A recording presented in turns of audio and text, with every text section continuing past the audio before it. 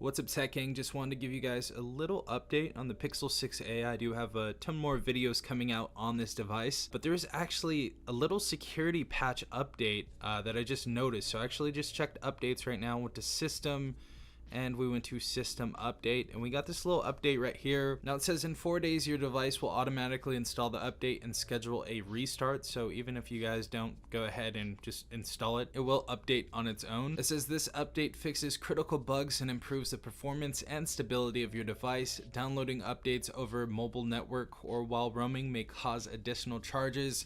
And the update size is going to be pretty small. It's only 51.70 megabytes, so it's not going to take up too much space at all. But I know a lot of people are getting their Pixel 6a orders in right now, so maybe this will give you a little bit more peace of mind that I'm pretty sure they're going to be fixing the fingerprint sensor.